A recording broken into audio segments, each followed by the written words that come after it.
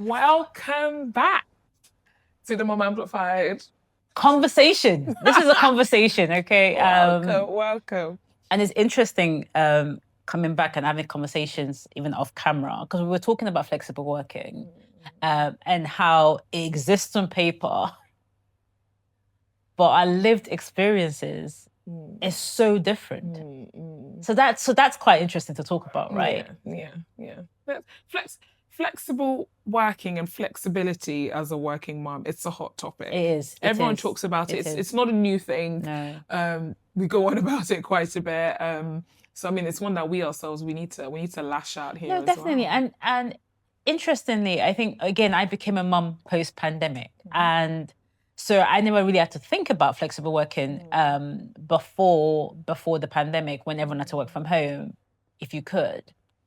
And so when I first started my job, again, I've been in the same job now for quite a number of years, and before I had a child, I didn't go into my job thinking about flexible working and how that could apply to me. You know, I was more concerned with other types of policies, how much I was getting paid, how much holidays I had.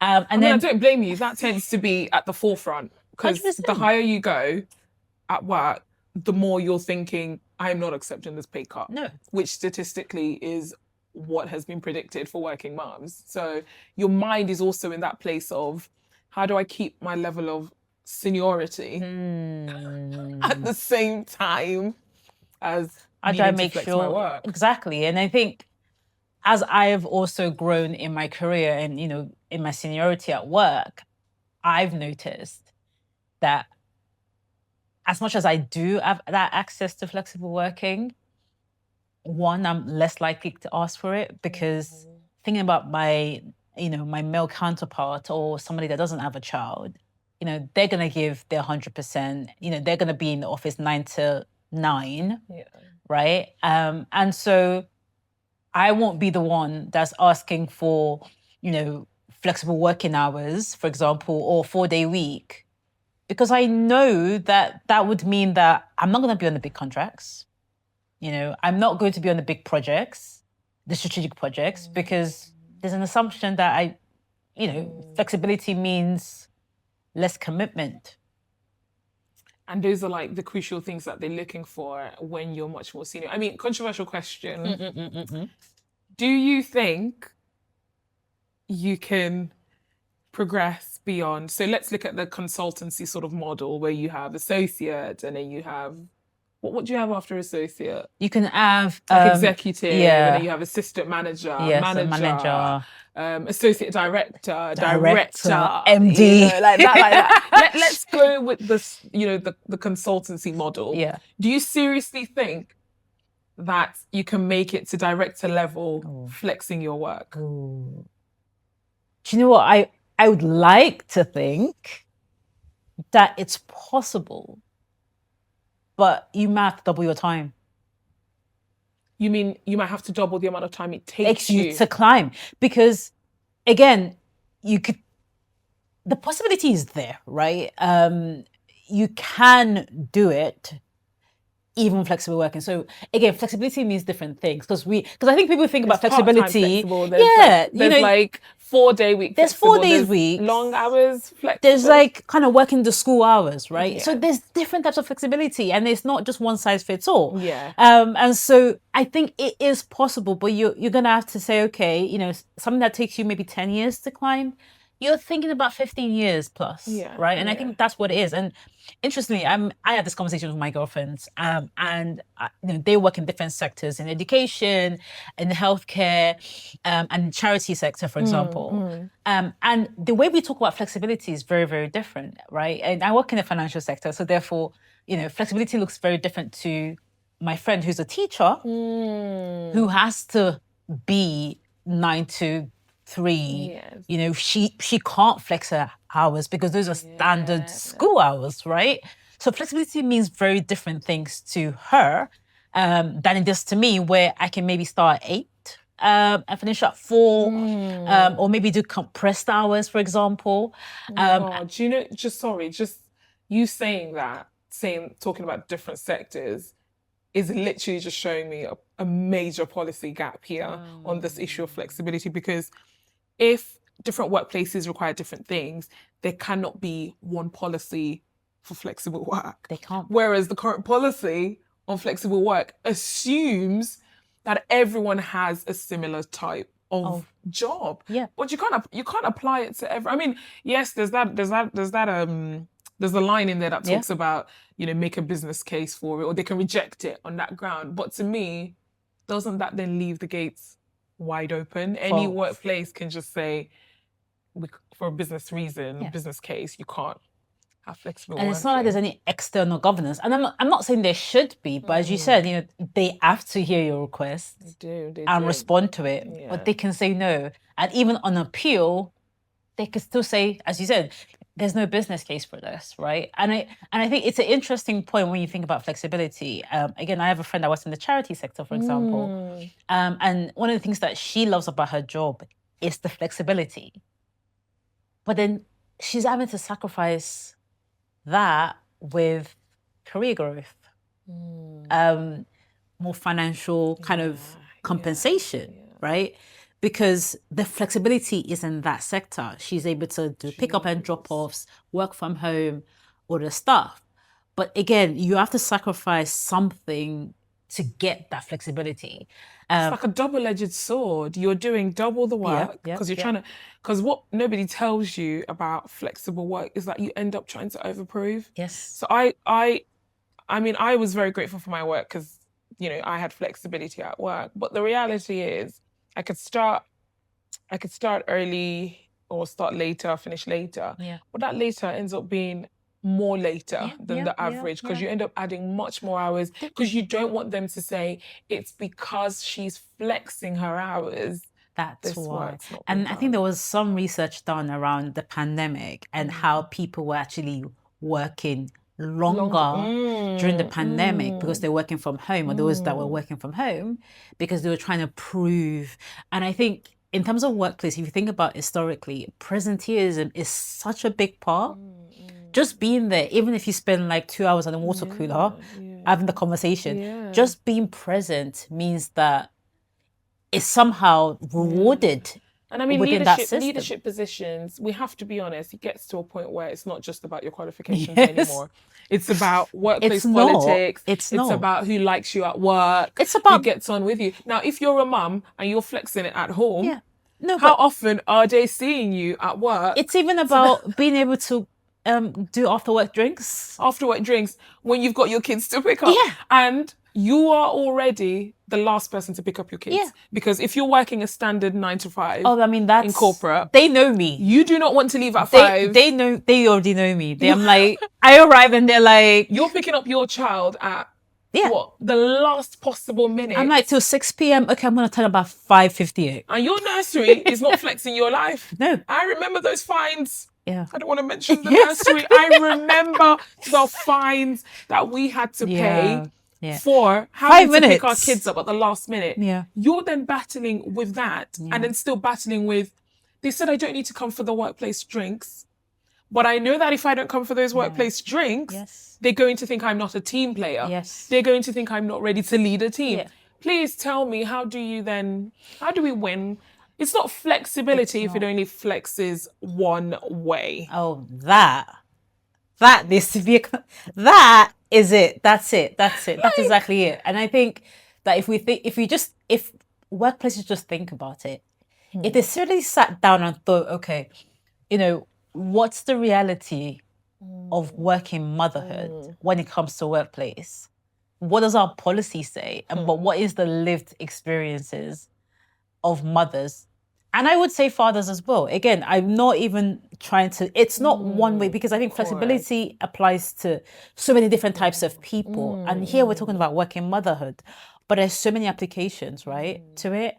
But it's what you said, workplaces need to think about what flexibility means to different sectors. And it can't be it can't be one size fits all. I almost feel like there needs to be like a sector guide Yeah. on how to interpret the policies on flexibility within your organization. Applying NHS level of flexibility to a financial institute. It doesn't make sense. It doesn't work. It doesn't make sense. And I mean, we've got stats here. This is from the PwC Women in Work Index, which says 1 in 3 mothers have considered leaving their jobs due to a lack of flexibility. Well, it says due to burnout or a lack of flexibility. And I feel like both are consequential to each other. You know, if you don't have 100%. flexibility at work, you are going to crumble. You say 1 in 3. I say I'm one of those 1 in 3. I am. As am I. So is it actually 2 in 3? It's such a pivotal and important part of being able to work and mother, right? Flexibility drives everything I do when it comes to working motherhood. It does, right? And when, again, I'm currently on mat leave. I'm thinking about going back. And one of the key things I'm thinking about when I'm thinking about returning back to work is flexibility. I now have 2 children. I have to consider that aspect. You know, one was already quite tough, should I say?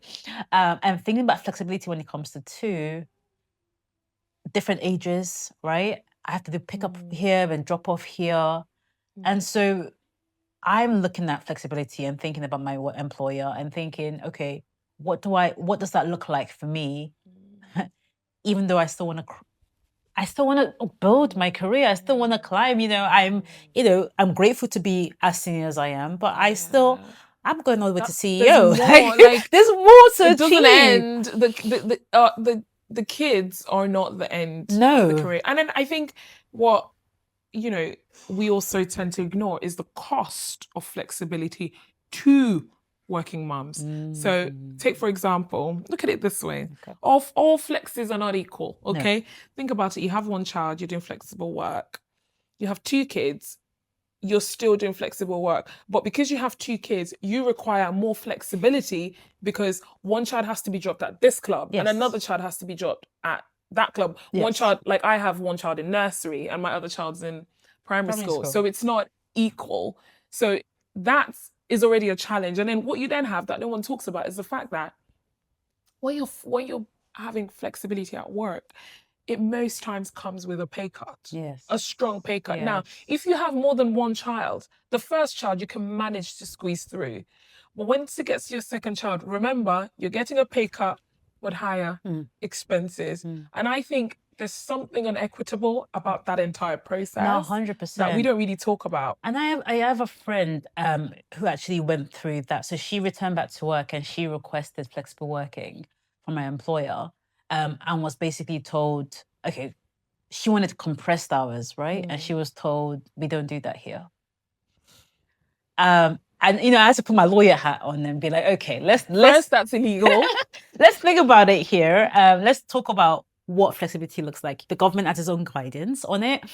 Compressed hours is part of that guidance, right? It doesn't have to be one way. It doesn't have to be one way, right? And she wasn't in a job where that couldn't be operationalized. She wasn't in a client-facing role, for example.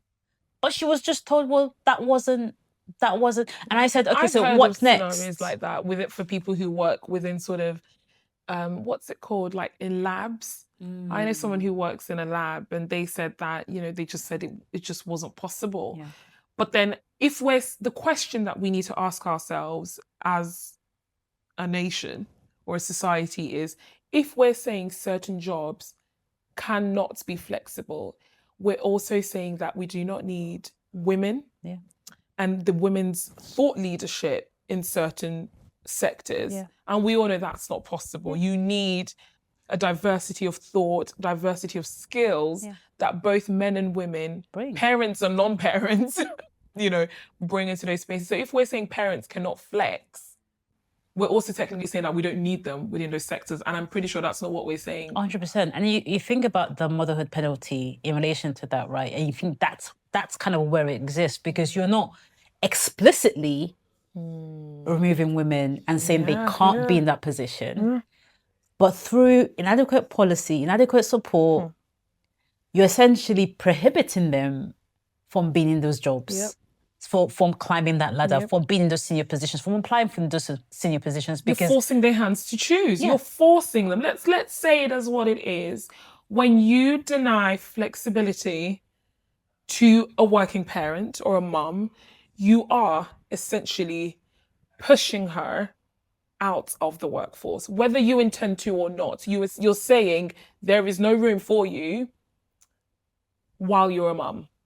And I think that's something that we really need to look at if we're trying to, we don't need no more of these equality stats at the end of the year. Yeah. You know, these ESG stats, No. oh, this is that, we've done this, we've supported women.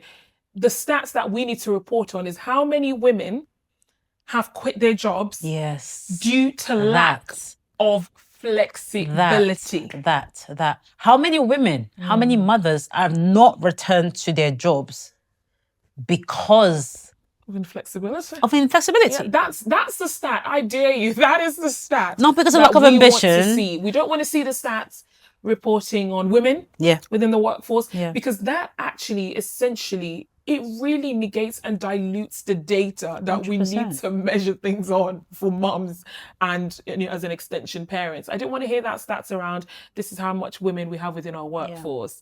This is the equality, because it doesn't take into account working mums. And the honest truth is the data is missing where mothers are actually losing the most. No one's reporting on that.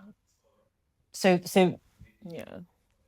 There it is. And I think that's actually a really great segue into thinking about retention and working motherhood, because we are being driven out because of this lack of flexibility and lack of support.